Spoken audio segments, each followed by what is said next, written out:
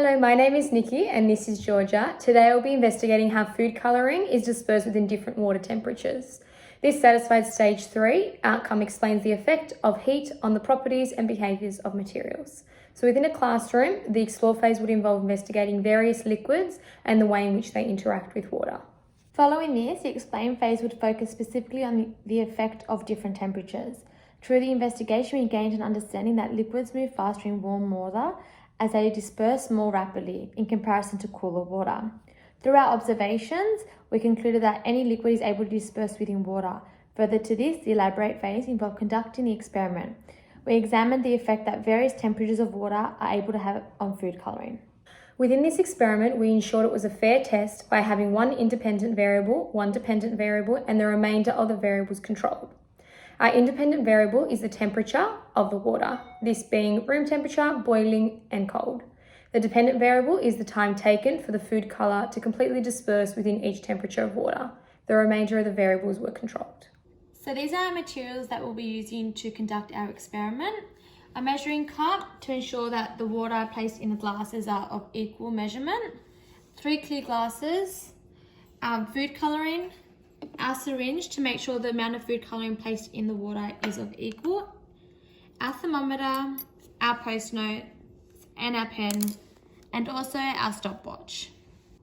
We are now going to begin our experiment and we're going to do each temperature of water one at a time. So we are going to begin with the boiling hot water and we're going to place it within a measuring cup so that we can get an accurate measurement of how much water we're using, and then we can reciprocate that within each other glass. So once we've hit the line, we're going to place it within our first glass. And you need to be extra cautious when doing this, as it is a safety precaution due to the boiling hot water. We're now going to place in our thermometer, and we are doing this in order to get an accurate recording of the temperature of the water. And again, it is boiling hot, so we need to be careful. Once we have an accurate recording, carefully take it out, and we are just going to note what temperature this water is and the title of this water.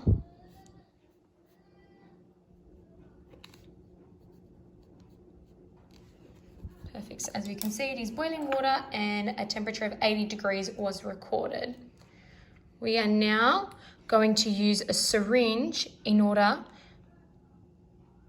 to place the food colouring within our boiling hot water, and we're going to do the same amount of food colouring each time. So we're going to start our timer and place in our food colouring. And ultimately, we want to observe how the food colouring is dispersing within the water. And we will only stop our timer when the food colouring has completely dispersed.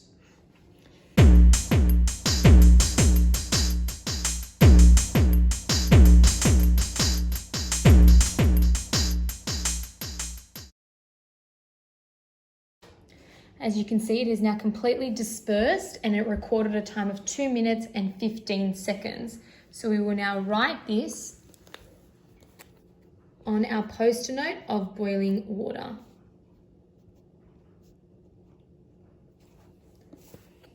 Perfect.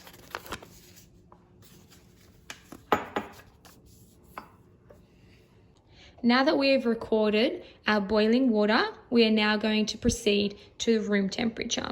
So as you can see, we've got our measuring cup. And we are just using normal water from the tap. And again, we're using the exact same amount of water so that our test is fair. And we're going to place it within our cup.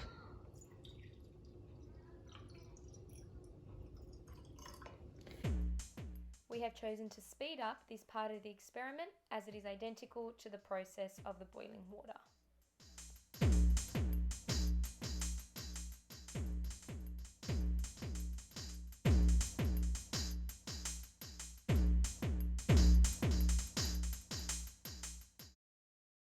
As you can see, the water has now completely dispersed, so we've stopped our timer and it is 4 minutes 20.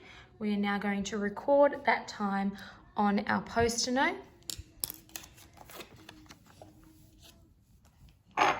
And move it over to the boiling water.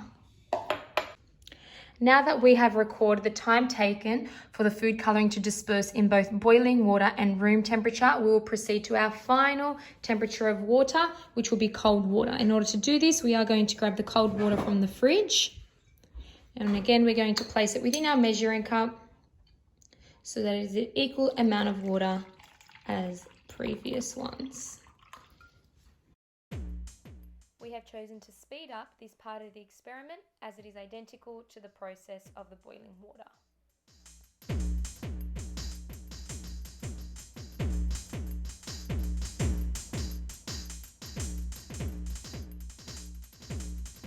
As we can see, the food colouring has now completely dispersed, so we are going to stop our timer. And like before, we're going to write the time taken for the food colouring to completely disperse within the cold water. And that was recorded as 7 minutes and 47 seconds, and we are going to place that there. It will also be suggested that in order to ensure it is a fair test, they are to repeat the experiment 3 times. As a result of completing the experiment, we were able to conclude the molecules were initially packed closer together. However, once heat is added, the molecules spread out and therefore slip past one another. This is recognised as the behaviour of the molecule. We concluded that an increase in temperature results in the molecules moving faster and thus a faster dispersion rate. Students will use ICT within the experiment by transferring their data to the free application chart builder. They will be given the opportunity to represent their data in a graph of their choice and compare their results. The digital technology we use is easily navigated through Google titled Simulation Diffusion. It ultimately represents what is happening to the molecules within the experiment. The left side represents the cold water and the right boiling water. It is evident that the molecules are moving faster on the right-hand side, supporting our conclusion. Students can specifically input their data to their digital technology.